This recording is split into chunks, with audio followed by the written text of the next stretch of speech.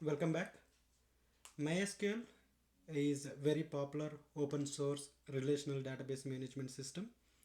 As we have discussed the different ways of database systems that we have discussed in the previous session. So MySQL is one of the most popular RDBMS system. So it's a more ideal for both small and large scale applications. MySQL is very fast, reliable, scalable, and easy to use. MySQL is there in the industry for almost 30 years, I feel. So, and MySQL is a cross-platform RDBMS database. You can use anywhere that you want, and it's actually developed and distributed, supported by the Oracle Corporation currently. If you are looking for more details about the MySQL, you can always refer to mysql.com, and then if you go here, this is the home page for mysql.com. So, and you can see like what kind of different MySQL databases that you have in case of the providing perspective, right? And you also see most of the customers that are being using the MySQL database are here too.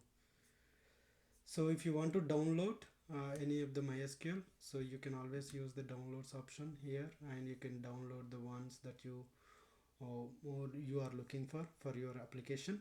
But specifically, I would say like if you are looking for the community version of the download, then you can use the community versions here, and you can choose the version that you want to download, and you can choose the respective operating system to download your software.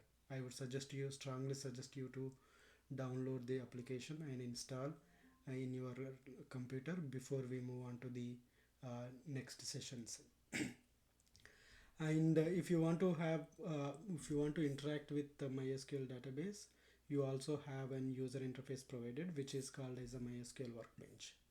So the MySQL workbench you can download for your respective machine, and by selecting your respective operating system, and you can start continue interacting with MySQL databases in upcoming sessions. So then if you don't want to install the MySQL software in your machine because of any reasons, you can still use the Docker Compose. Docker Compose, if you go to the Docker file, so I have also provided the instructions to how to start the Docker Compose. So you can use this Docker Compose and initiate the database in your Docker environment in your local machine.